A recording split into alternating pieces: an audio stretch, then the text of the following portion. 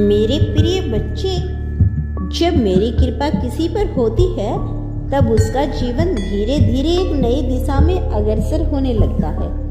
तुम पूछते हो, क्या मेरी शरण में आने से किसी का भाग्य बदलता है? तो आज मैं बता रही हूँ, जो मेरी शरण में आता है उसका केवल भाग्य ही नहीं बल्कि उसका संपूर्ण जीवन ही बदल जाता है।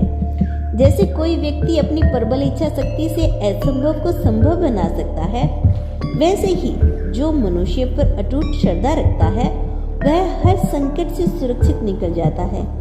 जब किसी प्रिय वस्तु का वियोग होता है, जब मन अशांत और विचलित हो उठता है, तब उसे सहारा देने वाला भी मैं ही होता हूँ। यह संसार एक नियम से संचालित होता है। उस नियम के विपरीत ना तो कुछ होता है और ना ही कोई शत्रु मेरे सच्चे भक्त का बाल भी बांका कर सकता है। मेरे बच्चे, तुमने मुझे समझने के लिए अनेकों प्रयास किए। कभी तुम्हें लगता है कि मैं तुम्हारे साथ न्याय कर रही हूँ, तो तुम्हें कभी लगता है कि अन्याय कर रही हूँ। लेकिन सच यही है कि जब तुम स्वयं को ही पूर्ण रूप से नहीं समझ पाए तो फिर मुझे कैसे समझ पाओगे? तुम्हारे विचार, तुम्हारा मन जब सकारात्मक ऊर्जा में होता है तब तुम अपने आप समझ जाते हो कि कौन सा कार्य उचित है और कौन सा अनुचित। इसीलिए तुम उन कार्यों से बच जाते हो, लेकिन तुम्हारे लिए हानिकारक हो सकते हैं। लेकिन जब तुम नकारात्मक ऊर्जा की गिरफ्त में आ जाते हो तब बुद्धि भ्रमित हो जाती है और तुम ऐसी दिशा में बढ़ते हो जो विनाश की ओर लेकर जाती है। हर व्यक्ति अपने साथ एक भाग्य लेकर आता है जो उसने पूर्व जन्मों में अपने कर्मों द्वारा स्वयं संचालित करता है, स्वयं रचता है। इसीलिए जब जीवन में कठिन समय आता है तो हमें दिशाहीन होकर निर्णय नहीं लेना चाहिए, बल्कि हमें शांत मन से अपने इष्ट पर विश्वास करते हुए नियंत्रण कर्म करते रहना चाहिए।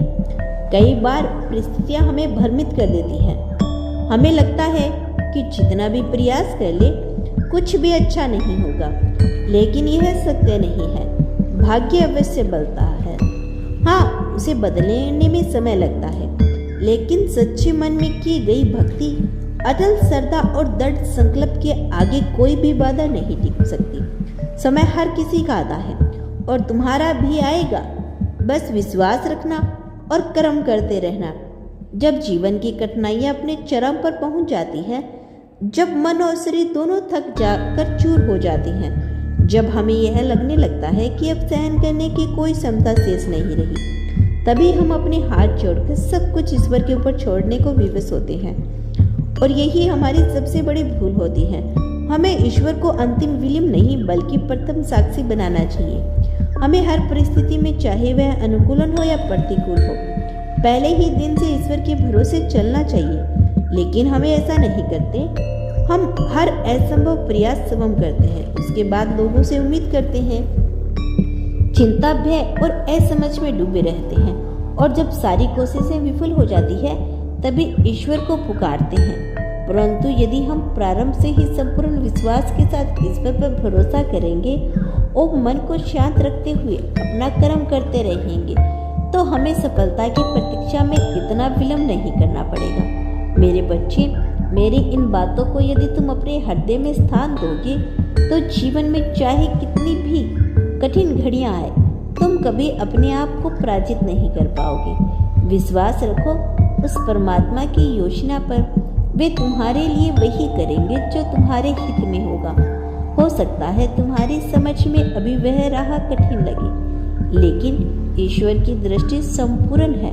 वे तुम्हें वहां लेकर जा रहे हैं जहां तुम्हारे भाग्य तुम्हारी प्रतीक्षा कर रहा है। इसीलिए डरो नहीं, थको नहीं, और सबसे पहले ईश्वर को याद करो, फिर निश्चित होकर अपना कर्म करो।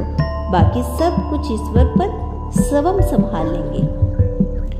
मेरी कृपा दृष्टि सदैव तुम पर रहेगी। तुम्हारा कल्याण हो मेरे बच्चे। अगर तुमने इस संदेश को यहाँ तक सुना है तो कमेंट में धन्यवाद अवश्य लिखना।